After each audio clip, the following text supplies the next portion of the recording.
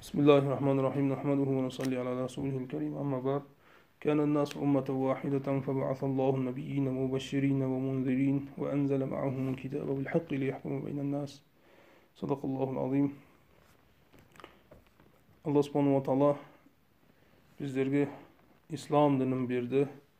Bарлык адамдар осы исламның туғанасында ынтымақта өмір сүру, ауызбіршілікте өмір сүру мақсатпен.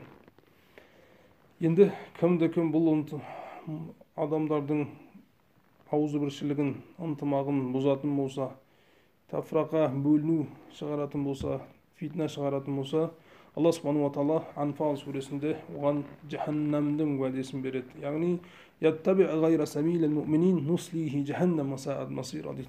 Ол мұсылмандардың көпшілігін ынтымағын бұзатын болса, басқа жолын өзіне таңдайтын болса, Алланың берген жолын қаламайтын болса, нуслихи жаханнам ва саат масира. Оның баратын жері тозақ. Ең жаман орын, ең жаман жер сол жаханнам деп жатыр. Басқа аяттарда да Алла субхану ва таала әрқашан біздерді осы бөлінбеуге, ауызбіршілікке шақырып жатыр. Вала таттабиус субула фатафаррага бикум дейді. Ан сабилихи заликум вассакум бихи лааллакум таттақун. Құран аятта Алла субхану ва таала бізді әрқашан сол ауызбіршілікке, ынтымаққа өсиет қылып жатыр. Заликум вассакум дейді. Осымен бізді өсиет берді Алла субхану ва таала. Осы жолмен ауызбіршілікке, ынтымаққа әрекет жасауға бізді уәде берді. Одан не пайда бар? Лааллакум таттақун. Ауызбіршілікте әрқашан тақуа болады. Алладан қорқу, Алланың қаупі біздерде болады. Егер біз бөлінетін болсақ, Құран аятының айтқандай вала таттабиус субул дегенде көптеген тәпсірші ғұламаларымыз айтады, субул деген не? Басқа жолдар деген мағына. Басқа, яғни минал яхуди ва насрания дейді. Яғни басқа жолдар дегеніміз ол яхуди, насранилердің жолына кіріп кету дейді. Сондықтан біз қашан бөлінетін болсақ, ол насранидың жолы, ол еврейдің жолы, бұл мұсылмандың ешқашан сипаты емес бөліну. Басқа аяттарда да Алла субхану ва таала былай деп келтіреді: "Инналлазина фаррагу динахум ва кану ши'a ласта минхум фи шей" дейді. Ей пайғамбар, олар діндерін бөлді дейді. Олар ауызбіршілікті қаламады дейді олар дейді. Кімді айтып жатыр? Яхуди, насранилерді айтып жатыр. Инналлазина фаррагу динахум ва кану ши'a. Олар топ-топқа бөлінді дейді. Ласта минхум фи шей. Сен олармен ешқандай байланысың да жоқ. Сен олардан емессің дейді, бөлінетіндерден дейді. Сондықтан мұсылман адам ешқашан бөлінбеу керек. Қандай жағдайда да біз әрқашан ынтымаққа шақырып, ынтымақпен болып, ынтымақпен өмір сүруге міндеттіміз. Алланың айтқан айтуы бойынша. Қашан біз көпшіліктен бөлінсек, фитнаның ізінде болсақ, тафрақаның ізінде болсақ, нуслихи жаханнам ва саат масира. Біздің баратын жеріміз тозақ болып есептеледі. Енді бөліну деген шынымен не? Қазіргі заман әркім өзінің шақырғанына, өзінің айтқанына адамдарды көндіргісі келеді. Адамдар оған көнбесе, фитна шығарма, бөлік шығарма деп адамдарды жаңағындай аяттармен қорқытып жатыр. Шынымен де бөліну кім бөлінеді? Бөлінген адам болып кім есептеледі шынымен де? Құран аятқа келетін болсақ, Алла субхану ва таала жаңа Бақара сүресінде 212 аятында былай деп келтіреді: "Кана насу уммата вахида." Жаратыста адамдардың барлығын бір үммет қылып жараттық. Бір топ қылып жараттық дейді. Аузы бір қылып жараттық дейді. Қандай үммет дейді? Мұсылман қылып жараттық. Алла субхану ва тааланың шариғатына бойсынатын адамдар қылып жараттық дейді. Бірақ олар бөлінді. Кәпір болды, еврей болды, христиан болды, бөлінді. Алланың дінінен, Алланың шариғатынан, Адам алейхиссалату вассалам, Нух пайғамбарлардың шариғатынан бөлінді. Алла субхану ва таала не істеді?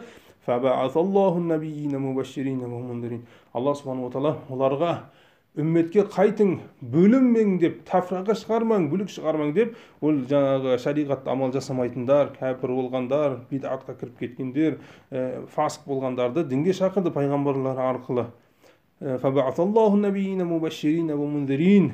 Одан кейін олар тыңдамағасын, анзала ма'ахумул китаб. Оларға кітап жіберді. Кітапқа бойсының, кітапқа амал жасаң деп, бил хаққи лияхкума байнан нас. Осы кітап арада қазы болып, арадағы ихтилафтарды шешіп беретін кітап қылып, кітап жіберді Алла субхану ва таала.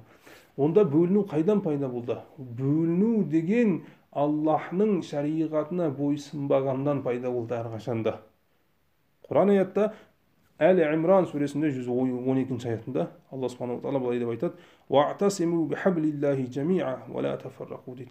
Алланың кітабына бойсыныңдар, Алланың кітабын қатты ұстаңдар дейді. "Ва ла тафаррaqu" дейді. Бөлінбеңдер дейді. Онда кім Алланың кітабын ұстамаса, ол бөлінуге әрекет жасаған. Ол Алланың шариғатына бойсынбаса, ол бөлінуге әрекет жасаған.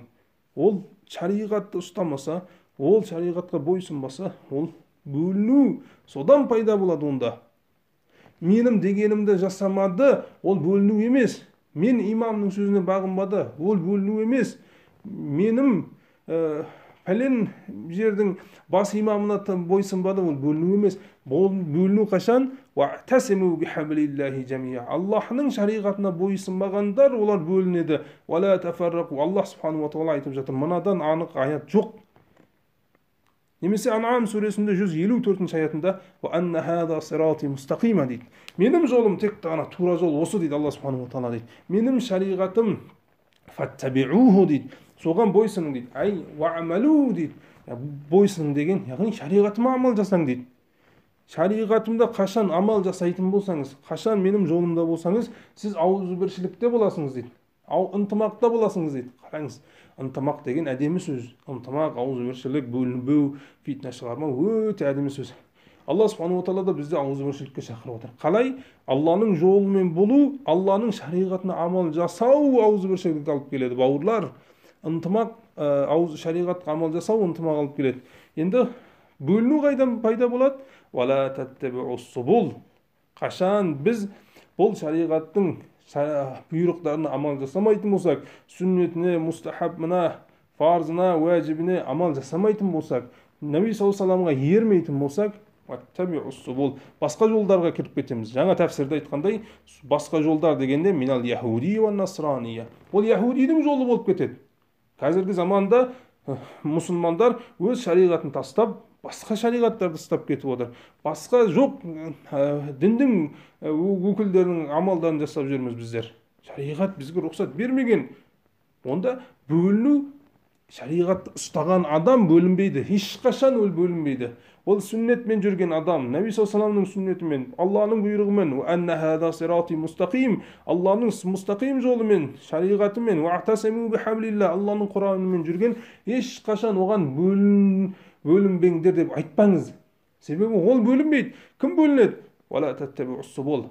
Алланың шариғатын жолын тастап, басқа жолға кетіп қалғандар бөлінеді. "Фатафарраqa бикум ан сабилih". Алланың жолынан бөлінгендер солар. Немесе басқа бір аятта Алла Субхану ва тағала айтады: "Ва ма юшақиқиллаха ва расулаху фа инналлаха шадидул иқаб" дейді. Қараңыз, ең анық ашық аятта осы Анфал сүресінің 10 аятында Алла Субхану ва тағала айтады: кім Аллахты, тағы Наби саллаллаху алейхи ва салламнан шариғатын амал жасамаса, пайғамбардың сүннетін жүрмесе, ол бөлінген болып есептеледі дейді. Қараңыз, шариғатқа бойсынбағандар, шариғатты қараңыз, жаңа жылды тойлап, 8 мартты тойлап, сүннетті тәрк қылың, ана бір сүннетті тәрк қылың, мына заманға сай емес, мына сүннет мустахаб, уәжіп емес дегендер, олар бөлініп отыр. Наби саллаллаху алейхи ва салламның жолын тастап, Аллахның кітабын тастағандар, олар бөлінгендер болып есептеледі. Оларға қандай? Фа инналлаха шадидул иқаб. Ең ұлы азап оларға болады. Онда мұсылман ағайындар, мұсылман бауырлар, қазіргі заманда мұсылмандар осында екіге бөлініп жатыр. Бір топ шариғатты ұстанам дейді, Аллахтан қорқам дейді, мен сүннетті, мустахабты, бекем ұстаймын дейді, мен жібергім келмейді дейді, өзіме басыма фитна да келсе, сынақ келсе де мен көрем дейді. Олар жаңа жыл тойлаймайым дейді, 8 март тойламайым дейді, әйелдерді 8 март мен бөтен әйелдерді құттықтамайым дейді, мен сақал Наби саллаллаху алейхи ва саллам сүннетін ұстанам дейді. Оларды екінші топ, сен бөлінбе, бойсын, жамағатмен бол, көпшілікмен бол, сен неге фитна шығарасың? Фитнаны сен шығарып отырсың. Сен Алланың шариғатынан бөлініп отырсың. Жаңа Құран аятта айттық қой, "Кана нас умматан вахид". Адамдар бір үммет болды. Бір шариғатмен жүрді. Аллахқа бойсынды. "Ва анна хаза сирати мустақима". Алланың тура жолымен жүрді. "Ва ла таттаби'у". Сіз басқа жолдарға кіріп кеттіңіз. Аллахның жоқ шариғатын сіз амал жасап жатсыңыз. Аллахның бұйырмаған нәрсесін сіз бөлек шығармаң. Анау Аллахтан қорқып, Наби саллаллаху алейхи сүннетімен жүрем деп, шариғатта болмаған нәрселерді амал жасамайым деп, жаңа жыл бірдемелерді ол Аллахтан қорқып жасағысы келмейді. Ол бөлінген емес, бөлінген сенсің, Аллахның шариғатынан бөліндің. Сен қайтып келуің керек Аллахның кітабына. Сен қайтып келуің керек. Аллахтан бөлінме, Наби саллаллаху алейхи сүннетінен сен бөлініп жатсың. Онда Аллах өте азабы күшті болады. Содан қорқайық. Қазір мешіттерде сондай фитналар болып отыр.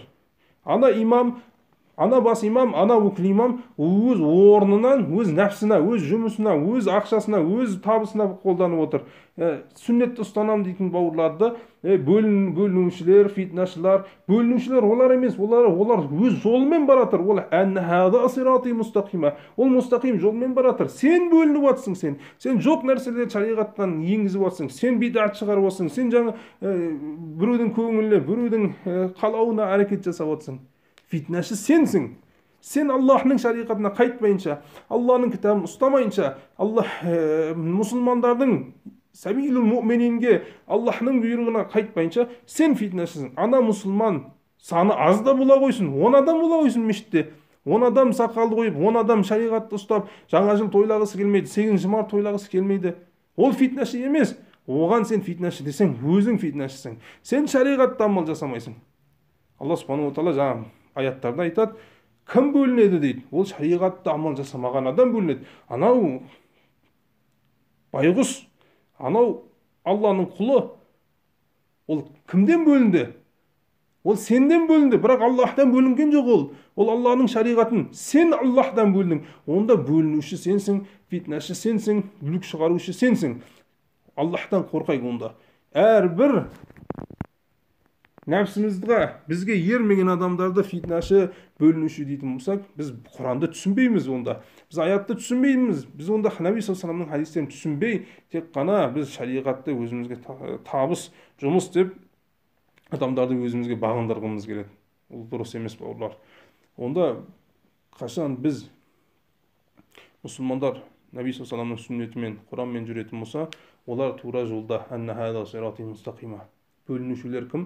Бөлінушілер ол шариғатты бекем ұстайды, сүннетті бекем ұстайтындар емес. Бөлінушілер сүннетте қорқатын адамдар, сүннетке амал жасамайтын адамдар, шариғатта жаңалық енгізетіндер, біреудің көңілі үшін, біреудің қалау үшін шариғатта жоқ нәрселерді енгізетіндер, жаңа жыл 8 март, Наурыз, бірдеме дейтіндер, олар бөлінушілер.